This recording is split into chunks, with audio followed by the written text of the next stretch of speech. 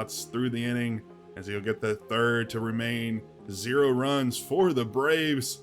Johnny DeLuca up to bat. Welcome back to episode 19 of our expansion franchise series with the Nashville Stars. In last episode, we got through the offseason and we picked up a couple big names in free agency. And starting off with that list was our pitching signing, the top free agent we signed out of free agency, Dean Kremer. He had a very good season last year with a sub 2.5 ERA and was a 2027 All-Star selection. We signed him for just under $18 million for the next 4 seasons, and he looks to be a very good starter for us, being the second day starter on our starting rotation. During spring training, he had a decent start with his tenure to the Stars, going 2-1 with just under 30 innings pitched, 19 strikeouts, and a little bloated ERA at a 4.76, which isn't the worst in the world. Definitely serviceable, but we would like to see be a little better during the regular season. And in one of our first outings with him, we did have a very good performance. He went 3 innings and didn't give up a single run in that time frame, and also didn't give up a single hit. So he has shown little bouts of dominance. So if he can repeat that time and time again during the regular season, we'll be very ecstatic about this signing. And since we rounded out our rotation with Dean Kremer, we also had to pick up another big bullpen arm in Gregory Soto. The big lefty comes to us through Baltimore as well. So we stole 2 pitchers from Baltimore this offseason. He came in with a sub 3 ERA and almost 7 innings of work in 70 games. He was in more of a reliever role, only had 2 saves and 3 blown saves. Only gave up 21 earned runs last year and had a sub 1.4 whip, which is a kind of around where you want to sit. He had a very, very good year last year. Didn't have an all-star, no awards or anything like that. He does have a very dominant sinker coming in with outlier 1 on that pitch, so it's going to go up into the triple digits, which is going to be very, very exciting to see this year. But he's going to be in the setup role for us this season. We needed a lefty to fill out our bullpen just a little bit more. We only had Aaron Ashby, and then we had Reed Detmers filling in as a starter long reliever type of role for us. So bringing in Soto was a big benefit to our bullpen depth with another lefty there, especially since we don't have a ton of lefties in the starting rotation. But during spring training, he appeared in 10 innings, had 8 strikeouts, a sub 3 ERA, and a 1.2 whip, which is very, very good. So I'm very excited to use him this year. He should provide a big boost to our bullpen in preparation for when Pete Fairbanks comes in to close. So I'm very excited about him. And then the third and last player we added was Joey Bart, a catcher that has played for multiple teams in his career, most recently Pittsburgh, but before that, the Giants. He's coming off a year where he only played in 24 games, had 93 at-bats, and was hitting .355 in that short time frame, and also had 9 homers, which is very, very impressive. About a homer every 10 at-bats, or every 3rd game. His OPS was above 1,000 as well, so I'm very excited for him to fill out the lineup versus lefties. He will be platooning with Edgar Caro this season so far. He's very good against lefties, and he should get a lot of run in that fashion. So we're really waiting to see how he does. But in the spring training, he did very good. 42 at-bats, 2 homers, 8 RBIs, and was hitting .333 to start off his tenure here with the Stars. He looks to be very good, and he should play well with us, especially since we have a short left field wall for him to knock a ton of homers over and hopefully get back to his numbers in 2025, where he had 22 home runs for the Pirates. So I'm very excited about Joey Bart. We signed him for a 3-year deal for $6.6 million, and he'll be with the team through the 2030 season. And that pretty much rounds us out for our free agent acquisitions. But let's go ahead and recap kind of what we've done so far in the spring training session before the 2028 season. Towards the middle of this episode, we'll jump straight into opening day and finish it out there. But throughout the spring training year, we had Victor Robles, who was hitting .342 and 79 at-bats. Very good stuff from him. Josh Naylor following him up in the 3-hole, had a .318 average with 85 at-bats, 4 homers, and 19 RBIs. Very, very impressive stuff coming from our top 4 guys out there. So I'm very excited about that. Some of the misses, though, in the lineup is going to be Ray McAllister. We promoted him this spring training year to the Major League roster just to get a little bit of work against some top-tier talent. He had a very, very good performance last year in the minors, batting over 300 before he went down with injury 2 months before the end of the season.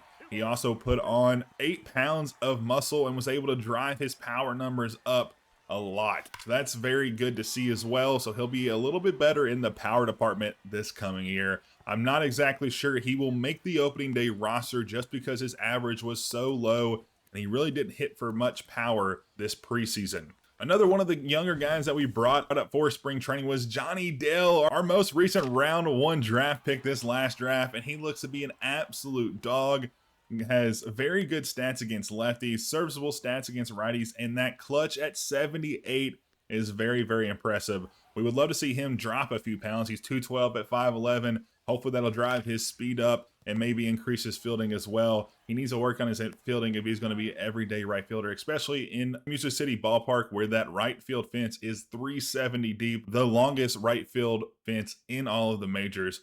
So it's going to be a tough task for him to cover that. But in his limited 44 at-bats during spring training, he had 2 homers, 8 RBIs, and was batting .295 in the 8-hole against lefties. And he was very impressive. He also got some work against righties, filling in for Ray McAllister on his down days on when he needed some rest. So he may make the opening day roster, but that is to be seen. I'm not sure how it'll pan out, but he is looking very, very good, and he is going to fly up the ranks very soon. And then to finish us out, moving back to the pitching rotation, we had Brady Singer get kind of blown up this spring training year. I don't really see that being an issue. He all had limited work, but Edward Cabrera, River Ryan, and Joey Cantillo all did very, very good this spring training year. All below a 4 ERA, all very good, all went pretty far in their debuts as well. So I'm very excited about these 3 guys in the rotation this year. And we also promoted Chris Patton, one of our top prospects in the organization, but he was only able to amass 2 innings pitched with 2 strikeouts. The manager, I guess, just didn't see fit to use him or any of our younger guys that we promoted. I guess we just had a ton of pitching, so it really didn't make sense. So he'll start out the year in AAA, hopefully progressing enough to where we can promote him soon. He does have a potential, so the progression should be quicker than most. He is getting to 23 years old. Again, pitchers take a little longer to develop than some hitters, and being 23 is still very, very young for a starting pitcher. So if he gets caught up at 25, he'll still have a very long and successful career, so I'm not going to rush him whatsoever. But that will bring us to the end of spring training, where the Tigers won the Grapefruit League with a 19-7 record, 3 games above anybody else here. The Nationals and division rivals finished 15-11. We finished 12-13, currently ranked the 11th best team in all of baseball. I'm not sure if that's just a spring training thing or what, so we'll wait until the regular season and kind of really differentiate there. Not a terrible performance. 12-13, not the worst. A 270 team batting average, a 450 slugging, a 326 on base percentage with a ERA below 3.6. So I'm not too upset about that. So hopefully these things will pan out well in our favor during the regular season. And as we pick up in the regular season, we can see that we had a very, very busy the first couple weeks of March. And a couple things we had to do around the team just to be able to field a team of 26 with a decent roster. We sent a couple people down to the minors. We put a couple people on waivers. We designated another just to be able to get to that threshold and field a competitive team. One thing we also did was sign Gurriel Jr. to a 2-year contract for $9.5 million per season. He's an 8-year vet, 34 years old, and he looks to be very, very impressive against left-handing hitting. We needed another outfielder since we did demote Ray McAllister and Johnny Dale to the minors for the foreseeable future. We have left a spot open on the active roster just in case one or both of these guys impress us in the next few weeks. In that case, we would demote Stone Garrett since he's under that 5-year service time and he has a minor league option. So we kept our options open in case both of our top prospects shine in the first few weeks of the minor league system. But for now, Gurriel Jr. will be batting against lefties and Stone Garrett will be in left field against righties. And the player we designated for assignment was Ryan Feltner. To me, he just doesn't have the same upside as Micah Bell. And at some point, I want to get top guys, younger guys, into the majors. And Micah Bell is a perfect spot for that. He's going to be one of our long relievers, has great potential, is still very young. So we put Ryan Feltner, and we're going to try to move him down to AAA unless he just doesn't want to and wants to go to free agency. And then we also put Jared Cerna on waivers for now. He's a 70 overall shortstop. We had him in the majors right now, but I just don't think he's going to fit. We also picked up Tyson Lewis via trade for Ryan Nelson, who we sent to the Pirates. And it was a way to free up another starting pitching spot on the roster. And Lewis was one of their top prospects, but the Pirates are fielding an absolute dominant team right now. They have a ton of guys above 80 and a lot of guys at that 90 range. So Ryan Nelson will be there, and they DFA'd him as soon as they got him. So I don't know what they were thinking. He's their third best pitcher right now. Doesn't make a ton of sense for me for them not to at least try to get him in their rotation. But I guess some teams just don't make sense, and the Pirates have been one of those teams in this franchise series. So with that out of the way, we are coming into opening day where we are going to cover the team against the Braves at home, where Brady Singer will be on the bump against Spencer Strider. So let's go ahead and jump into it and see if we can take home the first win of the season. But as we join the team here at Music City Ballpark on a reigning opening day in 2028, we'll be taking on the Atlanta Braves for the first game of the season, as Brady Singer will be on the bump. Our ace, who had a decent year last year, had a rough start at the beginning first half of 2027, but was able to bounce back in great fashion towards the end of the year. But Spencer Strider will be facing us. A superb year last season, a 4-to-1 strikeout ratio to walk ratio, and it is very, very impressive. But we will fast forward 4 innings as we are joining the team here in the bottom of the 5th, as both pitchers are dealing absolute gems today. As the only almost run today was Luke Raley, who went opposite field at the short porch and left, but it came up short. So we'll join the team here in the top of the 5th as Austin Riley will go through the infield for a big hit here to start off the top of the 5th inning and get this one going in quick fashion, as Brady Singer hasn't seen a ton of runners today. He's only allowed 2 hits so far before that Riley hit, but he bounces back with the perfect pitch. A double play to get out of the jam, a 5-4-3 to double him up. Sean Murphy straight to Smith. A smooth turn and burn there after a walk. He will come back out with the big strikeout, the slider away. The backdoor slider sits him down looking as we join the boys here in the bottom half. Johnny DeLuca will work a walk here on a full count. It has been something that has bitten Strider here today. The only thing that's really gotten people on base was walks, as DeLuca with the 99 speed over there will get in there under the swipe, and he will have his first stolen base of the season and the first runner in scoring position today for the Stars. And like I was saying, Strider hasn't really allowed any hits. He's only allowed 1 so far, but he's allowed 3 walks, which has been his main issue, as Hamilton goes deep to center. But that will be caught out there by Acuna Jr. as he relays it in, but we'll have a runner at third, 90 feet away for Victor Robles. As he goes deep to left, does this have enough? It doesn't, but we will send the runner from third, and that will be a sac fly to break the tie and put a crooked number on the board. Almost 6 innings into this game, as we are able to jump out first and get one on Spencer Strider here late into this one, as the no call there to Acuna Jr. A dangerous hitter with runners in scoring position, but the big sweeper will get a swing and miss. A very dominant pitch. He'll go back to it, and he'll get the grounder to Smith at third, and that'll be the 3rd out of the top of the 6th to get the boys out of there unscathed, as they look to be threatening with that runner in scoring position after the single and the sac hit to the right side of the infield. It'll get a runner to second, but it doesn't matter, as the Stars have 1 hit, 1 run today, as Jose Suarez will come on in relief, and we will respond with Jonathan the Wise to get the former 2025 Reliever of the Year award. And the first batter he will face is Anthony Santander, as he goes deep to right center field, but to look on the chase, and he jumps and he snags it. And he will rob a home run, a save one from the Braves. As we get another good look, DeLuca ran over 100 feet just to get to the wall, and then makes an amazing jump and perfectly times it up to bring that one back.